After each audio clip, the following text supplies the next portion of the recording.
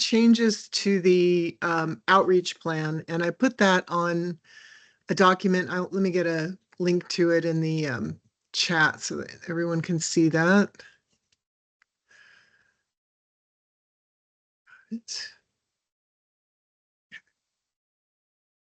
The reason that I updated it was because we forgot to put the pilot survey in there. And that seems like something that the Outreach and Implementation Committee would want to head, because it involves contacting the institutions and a lot of communication stuff.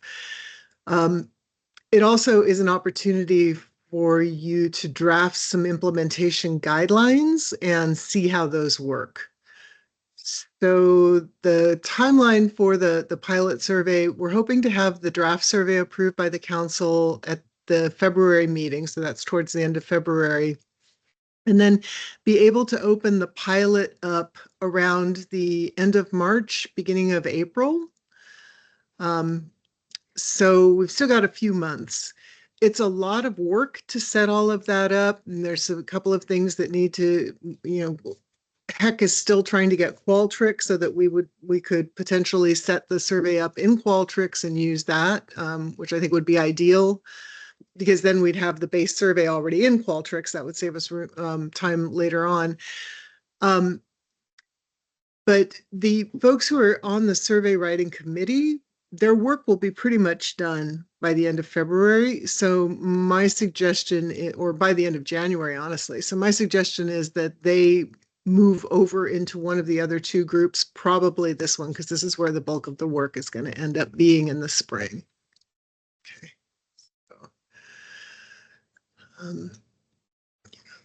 So I think because and I apologize for this, because I just realized yesterday that we didn't have the pilot in there. I didn't really put a lot of detail in that.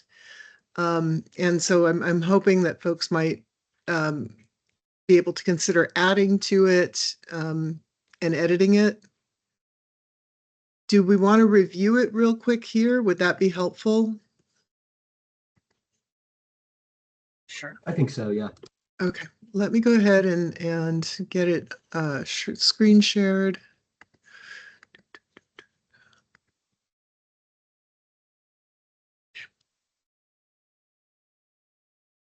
Oops, that's not what I was looking for. Hang on, sorry.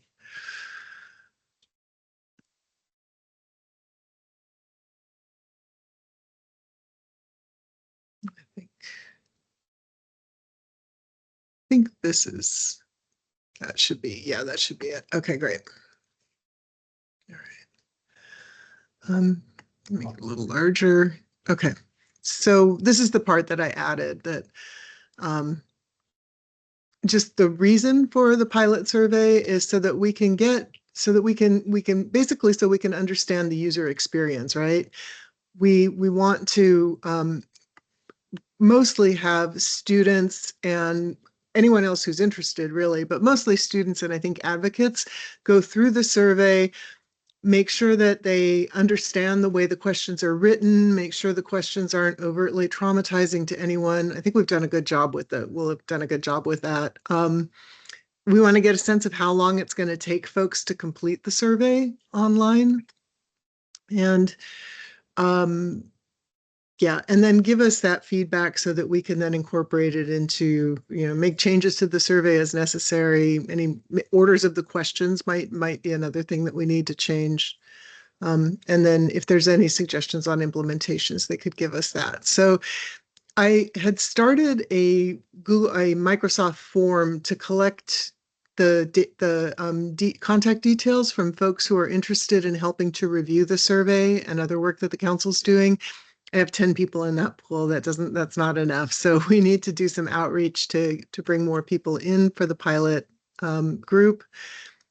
And then I put in there too, just so that we have that information somewhere. We had done a survey earlier in the fall asking institutions what survey platforms they use, and there were 22 responses. Half of them use Qualtrics, and then the others are fairly evenly split between Google Forms, Microsoft Forms, or SurveyMonkey. a lot of the smaller schools are not going to be able to access Qualtrics. They're just not going to be able to afford it. And I am not familiar enough with the those other three platforms to know which one has the best security, which I think is probably the most important Right. consideration for those, right? Yeah. And I think also, Oh. is Microsoft Forms pay and SurveyMonkey, are those, you have to pay for those? SurveyMonkey for something this large would be, you wouldn't be able to use the free Okay. version. Trying to think about forms. I'm not sure if you would pay for forms or if that comes with your like license, your institutional license, right? Yeah, it comes with the license G Suite. Depending on the first thing that comes to mind is like how much space do they have on a drive already? I could see the responses being huge, right? But it should be free. I mean, you can do Google Forms without G Suite. Right.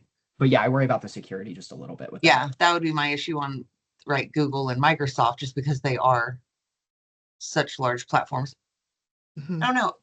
Maybe I could reach out to we have a very good cybersecurity department here. Maybe I should reach out to my cybersecurity department and ask them a couple of questions about what they think for security on those platforms. I mean, it's one of the things we do here. Right? That would be awesome. Right. Right. I'll reach out to our cybersecurity department, see if I can get some opinions. Also, I have a list of some more people that I've been meaning to share, and I just keep forgetting. But let me put that in, I'll put that in Basecamp, and then I'll also just drop it here for us. But I'll put it in Basecamp too. That's incredibly helpful. Both of those things are incredibly helpful. Thank you, Jennifer. Yeah.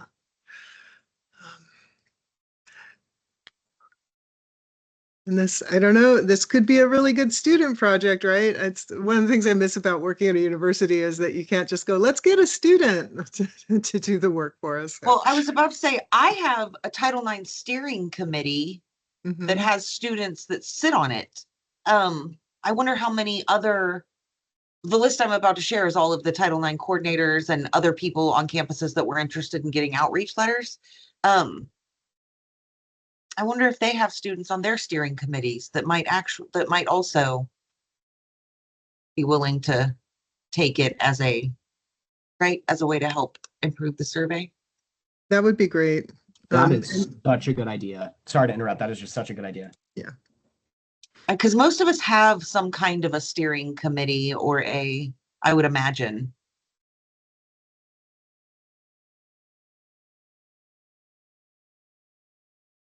That would be great. Okay. Yeah. So you're going to ask your cyber folk, and then you're going to I'm also like, let me send them. write these things down. Okay. Yes, there you go. I'm writing them down too. So you'll Okay. ask us and send us the list. Cybersecurity about Google Docs, Microsoft Docs, or forms, right? Forms. Mhm. And then I'm gonna post my list. We're gonna ask for student tiers to review survey. Ooh.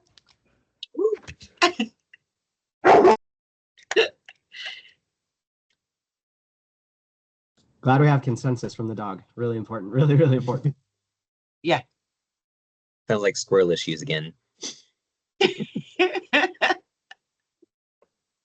Squirrels have an opinion about this too. That's sort of how things happen in my house. Girl. Yeah. Although usually it's a deer at my house. It's a deer. Oh, that's cool.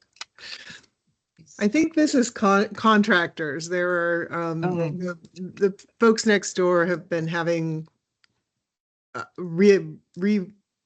remodeling work done since about May. And I keep hoping that they're finishing up, but there seems to be a lot of last minute details. There was Your dog just woke up my dog now, so he's Oh. like, who was that? What the hell?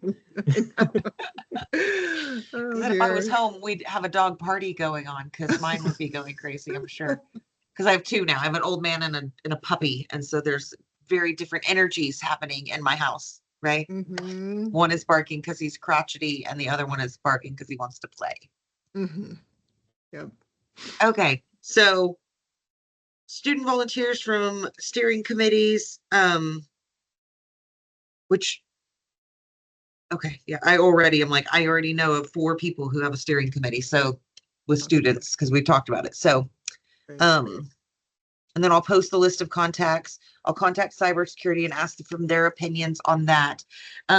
Should I just respond back in an email? Would that be the Yeah. best way? Just for email everybody? Okay. Yeah, I think that would be easiest. Just to put out there too, we're still looking for a public university student. We have a seat available for one. So if you know, I may know somebody. all right, that'd be I have a awesome. student who is super, super enthusiastic about getting involved in something Mm-hmm. Title IX related. This Oh, might be her opportunity. definitely. So, I'd be, okay. yeah, feel free to do an email introduction. I'd be happy to give them some information. Yeah. Lena, does the task force still have a student subcommittee? Okay. All right. Thank you. And Andrew, do you still have a contact list of students in Oregon? Yes, we do. That is a great reminder for me to go through and cross off everyone who's graduated. But yes, we do. Okay, great. All right. Very cool. Okay, good. So we can start thinking about how to share that information with folks. Taking another look, sorry, I'm still sharing screen, I just realized. Taking another look at this, then I had just the survey window. How long do we want to keep the survey open? In what time frame? We'll need to develop a feedback questionnaire so that we can ask folks, as you're taking the survey, please look, please think about these things. Please time yourself. Please, this is the kind of thing that we're interested in knowing about your experience. We'll send out the invitations and then, of course, review the responses. So that's kind of just what I added. And I'm certain that many of you will be able to, if you have time and can take a look at it and want to add to it, that would be great. One thought just off the top of my head, Mhm. related to the feedback questionnaire. I wonder if it would make the most sense for the survey and or language subcommittees to make like a mega rough draft, then give it to us and we pare down the final draft to send out to schools. I think I would just really appreciate their perspective on like, oh, can you make sure it's not too long, or any guardrails that typically come up in editing processes. I don't know that I would know exactly what they would want us to look for. So having that as a starting point might be helpful, even if it's just like a brainstorm list. Okay, that's a really good idea. If we get folks from the survey writing committee coming into this committee, that might be the task that they take on as part of their Absolutely, work. yeah. Yeah, and then we do usually have the language committee. They've been reviewing the questions and things like that. So just having them review the questionnaire is an excellent idea. They're also putting together, I'm very excited about this. They're putting together a trauma-informed language guide for, how do you ask questions in a trauma-informed manner. And I'm really excited about it because there really isn't anything that I've seen that kind of does that. So I'm hoping we'll be able to use the document in other ways. Okay. All right.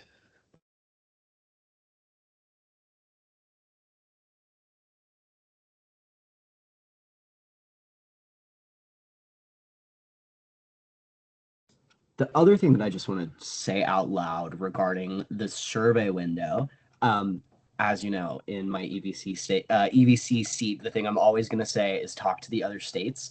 But the one guardrail I want to put here is maybe don't talk to Illinois, just because they have annual surveys that I wouldn't be surprised if their windows are just a little bit shorter because they run them every year. yeah, New Hampshire has obviously been kind of our best friends in this process, so that might be people to talk to. And I see them next week actually, so I can just talk to them about that. Okay, great. Cool. Yeah, the statewide folks, I think, is there a meeting? There's a meeting coming up, right, of the statewide folk? I think tomorrow. Is it? Tomorrow. Oh. Oh no, tomorrow, Wednesday of next week. Wednesday of next week. Okay, cool. Oh my gosh. Ugh. Is it okay? I'm sorry. I just had one of those moments. It's like 2 weeks till Christmas. Not that I celebrate Christmas, but that's always like it's like such a huge deadline for everyone. For me, it's just the shopping. I have littles. Oh, My husband okay. literally said to me this morning, "Are we going to Christmas shop?" And I'm like, "Should probably do that." Yeah. Whoops. This year has just gotten away from me. Like, how is it December? You know. And I want to kind of make this year last as long as possible too. I think that's why I've sort of been in denial about it.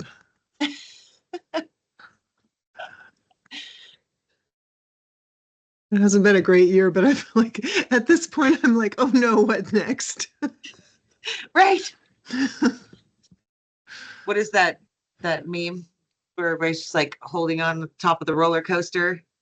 Like, okay, well, what's happening? Yeah. How I feel. Mm-hmm. Okay. Okay. All right. So thank you for taking a look at that with me. There are two other documents that we can review. One is if we want to just take a look real quick at, sorry, I'll put a link in, but the Willamette University survey turnout strategies. I don't think there's really any work for us to do with that right now, but it's just an incredibly useful document. It was really generous of Kelly Strawn to share it with us.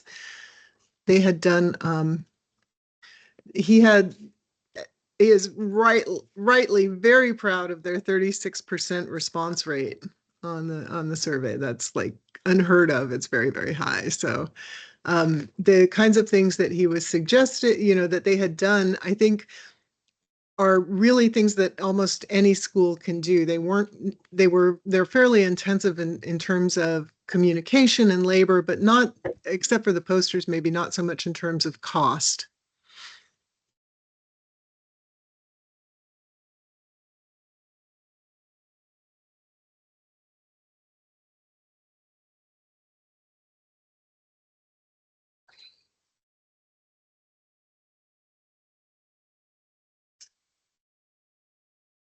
If every school were to follow this step by step, I don't think our subcommittee would need to exist. You know what I mean?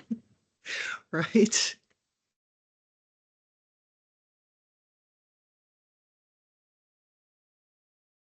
A couple ways that I can see us using this information. One is just providing this to the schools, if that's okay with Kelly, just saying, here's an example of how Willamette University got a really high turnout rate.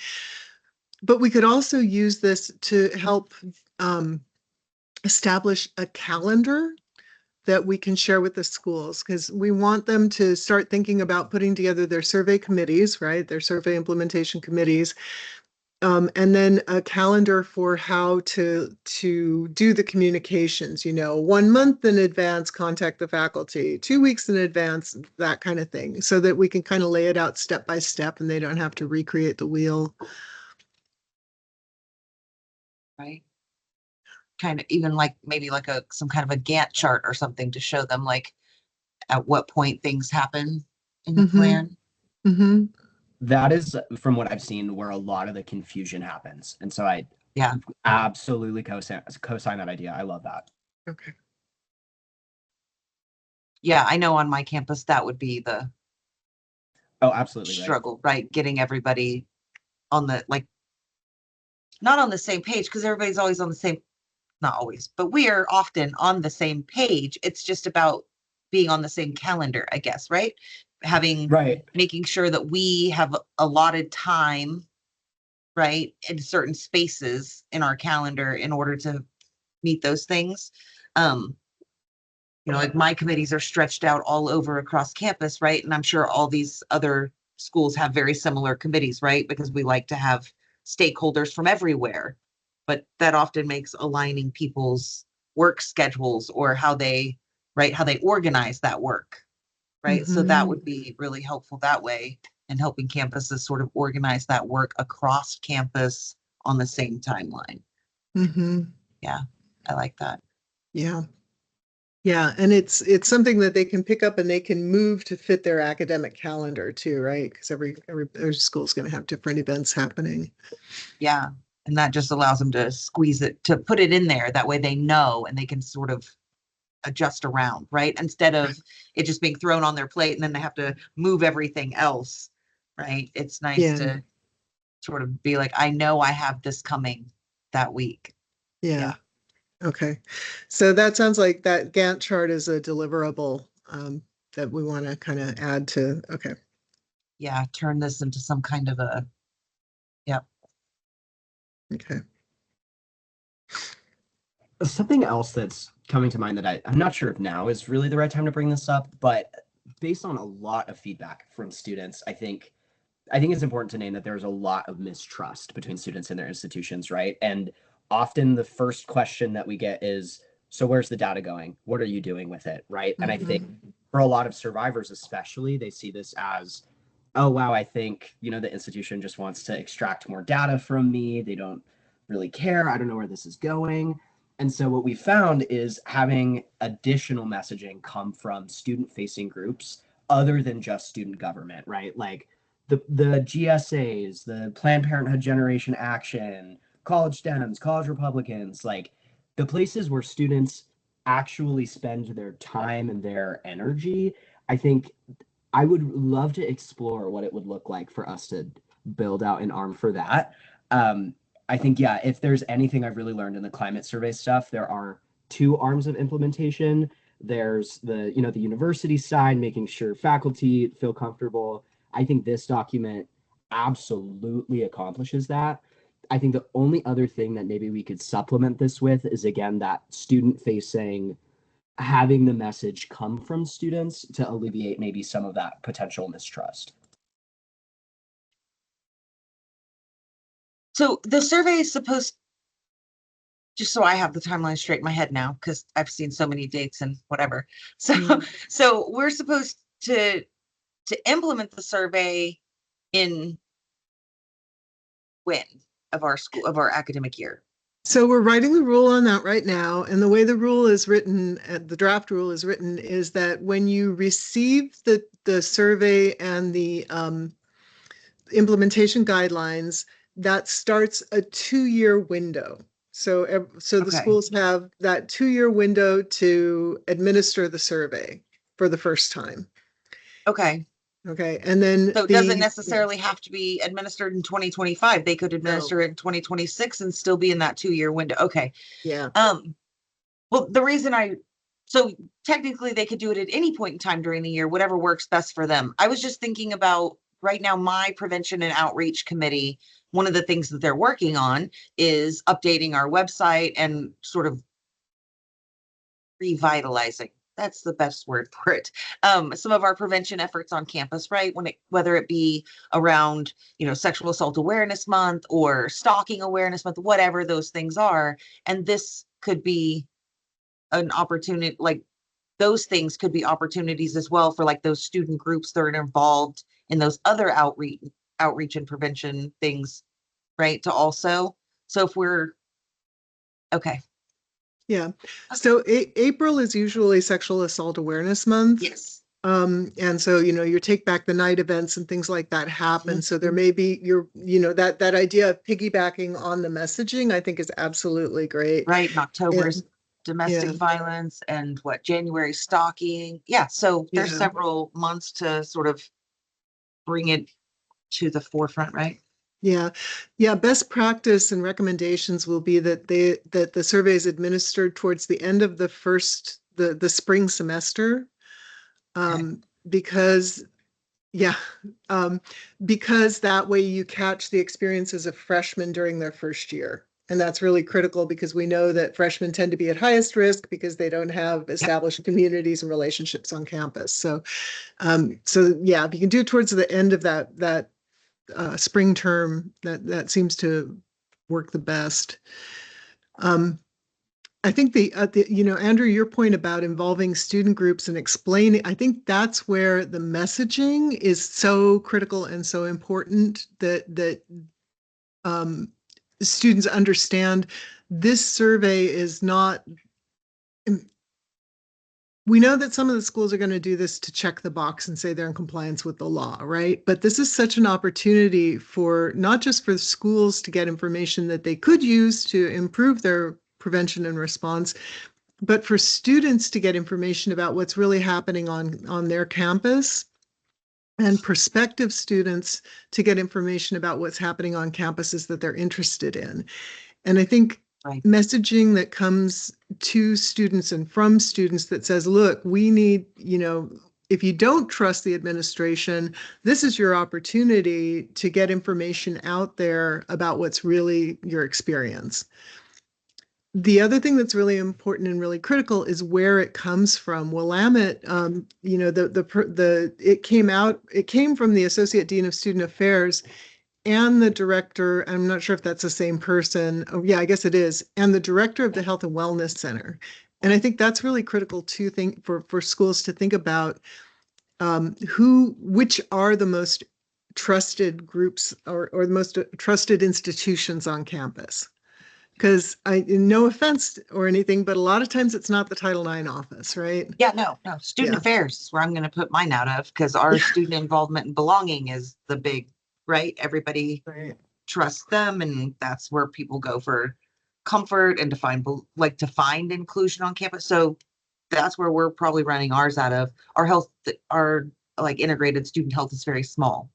And a lot of students don't access it. So we don't see that as the best place, but student involvement and belonging, our students are heavily involved there. So that's where we're going to probably push ours out from. Yeah. Yeah, that's really great. And then I think thinking about too, being really transparent with students about who's going to see the data and how the data is going to be protected.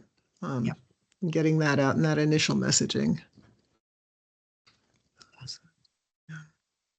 I don't know if I'm jumping the gun a little bit here, but how can I help with that? I feel like that is absolutely my lane in terms of the student to student messaging. I don't know if it's helpful for me to throw together an outline of just high level bullet points, talking points, maybe a map of, areas on campus to think about.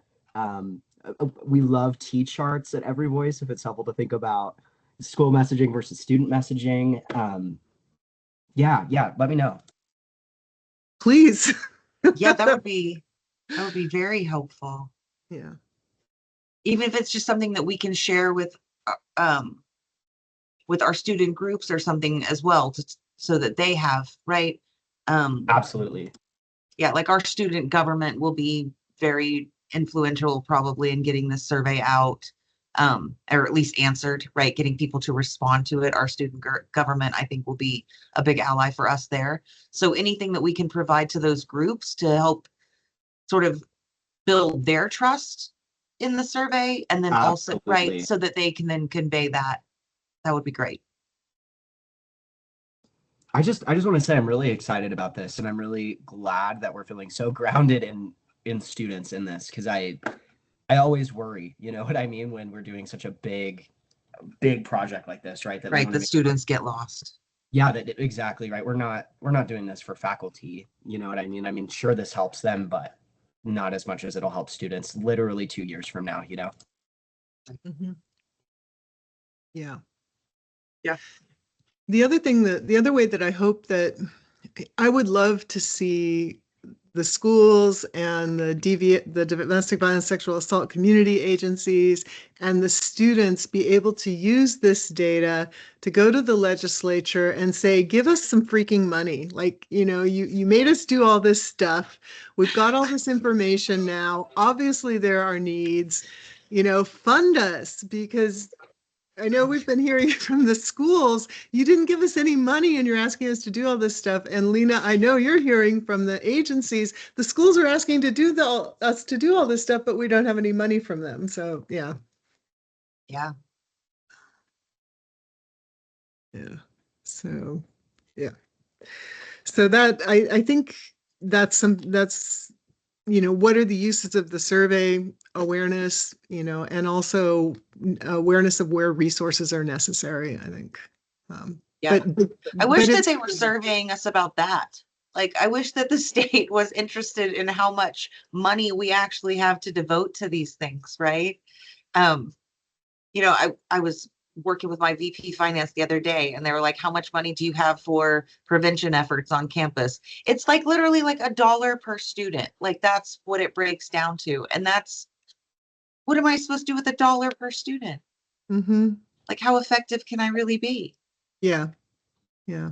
So You can sign it over to one of the national institutions that's going to provide your Title IX stuff, right? But do you have money to develop your own prevention programming and hire student staff to administer it and all yeah, that stuff. Yeah. right. I mean, all of those things require funds, Yeah. right? And if we're cutting budgets across department, like, we're not, Yeah. we don't have funds. So yes, I Yeah. think this will be useful data, right? And helping not even to, I mean, just talking about resolution of some of the claims, right? That's where most of your budget goes, not to prevention, Mhm.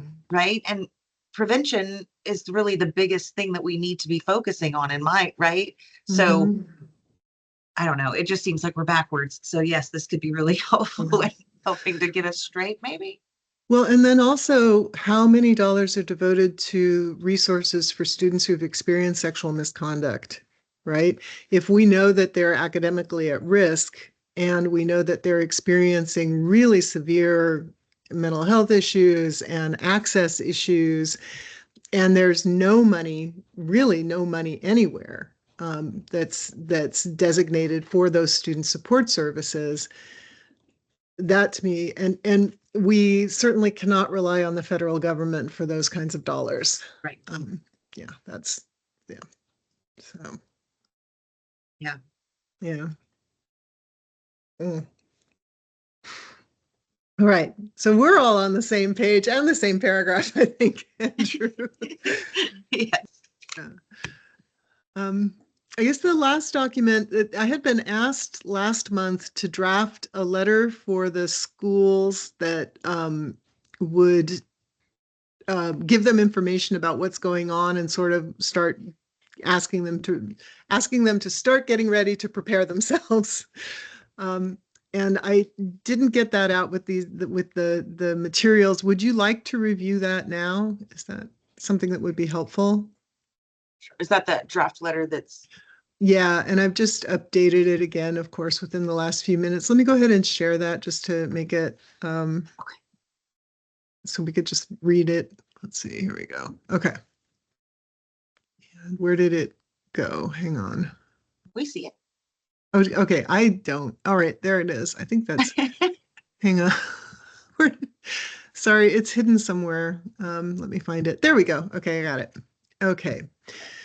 So yeah, so I'm sure there are miso conduct.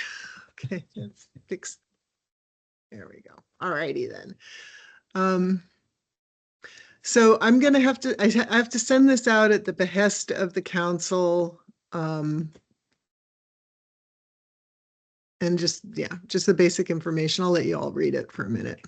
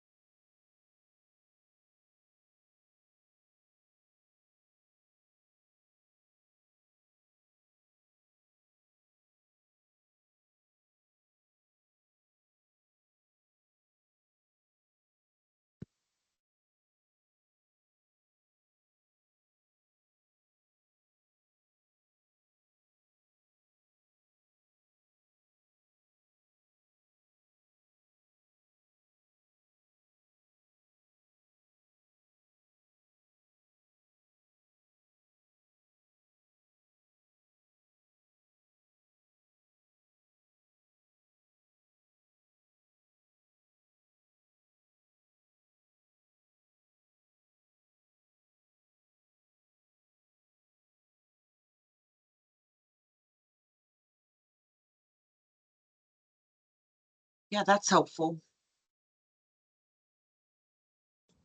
Yeah, I think that's great. I just keep trying, like, I keep thinking if I was sitting at my institution, not on this committee, right? Right. Would that be helpful to me? Yes, that would be helpful to me. Yeah. Yeah, I don't want to, I wonder I know I've shared this information with some people at some of the schools, but I don't know. Thanks, Lena. I don't know who all has gotten it. So I think so you've just sent us that contact list. Thank you so much, Jennifer. And then Yeah, we've got a contact. those were the Title IX coordinators, that were at the last meeting and the names they gave me. There could be others, so I'm gonna send, because I have an email sent out to the whole listserv, but I Mhm. haven't gotten anything back yet. But when I do, I can always drop them in there and add them. Of course, now if they have this letter, they can always add themselves to the subscription. Okay. I think what I'll do, I have our contact list, but I don't think I've got it in Basecamp. It's publicly available information.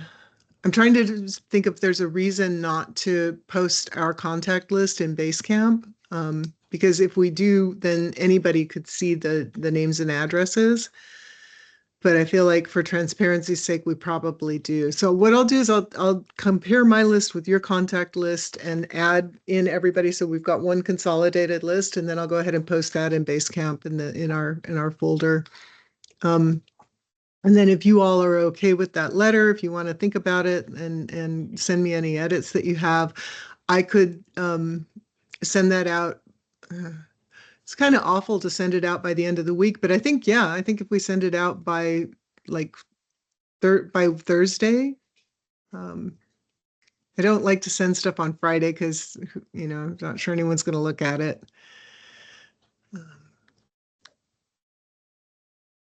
Yeah, I think that's great. Okay. It's a good starting, right? A good primer for Mhm. everyone. Okay. Right. And it's really gentle too. Like it doesn't start combative, which I really appreciate that. Yeah. I can't really picture you being combative in any way, Rowan, but maybe. I don't know. I saw that eyebrow. Yeah. Yeah, I don't in this situation, the schools are so worried that the survey is going to be used to make them look bad. Yep. And they're worried Right, that right. Yes. Yeah. And I really want to make it clear that this is not about, chastising you for work you're not doing. Nobody's blaming you for the sexual assaults that are happening on your campus. But it's just, yeah. And I think they're also very worried. A lot of the community colleges are really worried that they're going to be compared with other community colleges and that they're going to look bad. And so a lot of what I've been trying to do is assure people that, you can't compare apples to oranges, right? What happens at Lynn Benton Community College is completely different than what happens at Klamath. They're different parts of the state, different populations. So we at HEC want to be really responsible about our messaging to the public that this is not, this isn't an opportunity to attack people.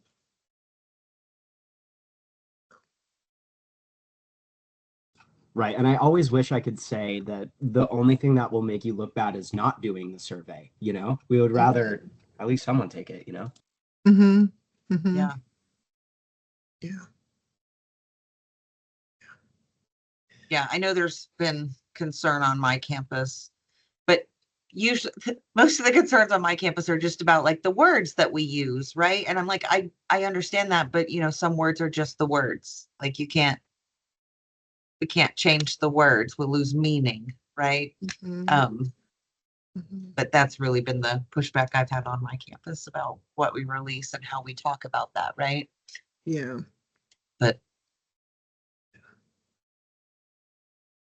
Okay. All right. We'll go ahead and stop sharing screen. Sorry. Okay. There we go. Okay. And I'm writing down consolidate mailing list and mail letter on Thursday, so I don't forget. And Andrew and Lena, if you have any names that you want to send me for people that you'd like to be sure get that letter, that'd be great. I think probably the folks that you've got on your lists are going to be more likely to get our messaging in the spring. So I don't feel like it's that critical, but you may have some contacts at the schools who should receive that. I mean, you're probably already thinking of this, Rowan, but the confidential advocacy office at Reed and their student program, right? They don't have a student program anymore. Oh, that's right. Just kidding. Yeah. Yeah, I know. That was an unintended consequence. I felt that was so ironic that the one of the consequences of the legislation that Perry helped get passed was the elimination of undergraduate advocate programs on campuses in Oregon.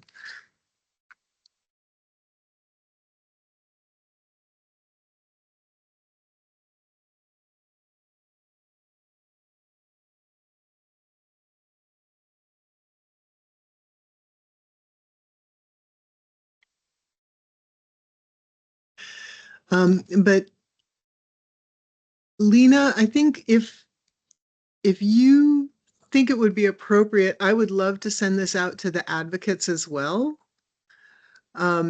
Because I think one of the things that we worry about happening is that advocates are getting left out of these conversations. And, I've heard from a couple of folks who said, I don't know anything about the survey. Title IX coordinator on my campus isn't talking to me about it.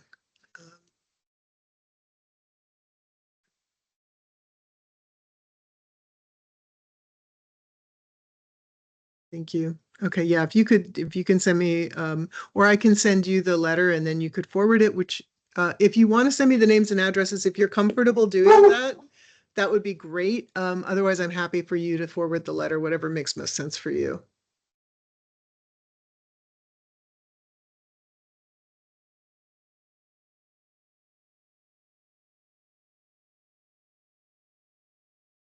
Okay, thank you.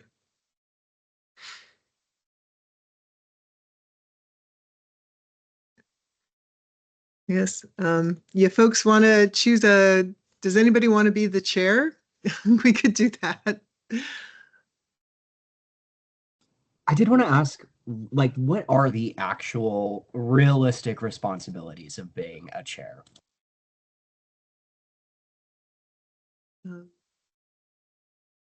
You are responsible for setting the agenda and then also leading the discussions if you're comfortable doing that. So, saying, okay, well, let's move on to, let's make sure this is on the agenda. Let's talk about this now. And then Kevin and I Kevin schedules the meetings and gets them posted and everything. You basically just have to show up, and Kevin would usually send an email out saying, what do you want to have on the agenda? And then you would send back.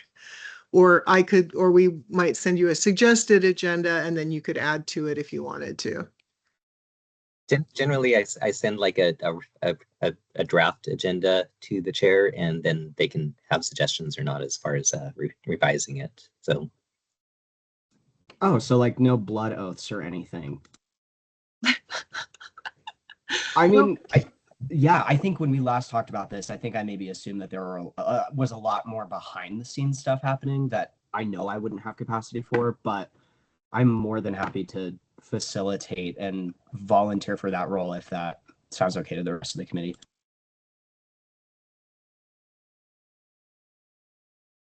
That'd be great. I would love to, but like I said last time, I do not have capacity. So my plate has so overflowed, and probably an additional plate is overflowing for me. So, And the takeout container, I hear that. yes, no, I'm that person, right? I'm an office of one and I'm running like probably 4 departments all by myself. So, right. And you have a puppy and you haven't done your kids' Christmas shopping yet. So, yeah, see, you can tell how my life goes, right? Like, yes, I clearly get behind. Well, they always say ask a busy person, right? So, well, there's a reason we're busy. I'm really bad at saying no. And so trying to not drown myself by saying no sometimes. Yeah. get It's a it. new skill I'm developing. I'm not very good at it yet.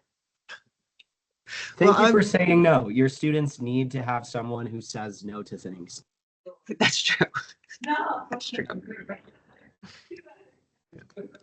We can, and Kevin, I don't know if you caught that, but Lena did indicate approval of Andrew being the chair. Okay. Sounds like we're all in agreement. Sweet. Oh my gosh. Thank you, Andrew. Yeah. So does that mean I get to ask for like seconds and things? Like, do I get to like make motions and things? If you can run the meeting any way you want, like you want Heck yeah. us all to be reviewing Robert's rules and parliamentary procedure, we can do that. I'm okay. I'm okay. All right. Yeah, I didn't peg you for a control freak, but you know, it's entirely up to you. Hey, my Sims would beg to differ. They really, really would. It's a good outlet.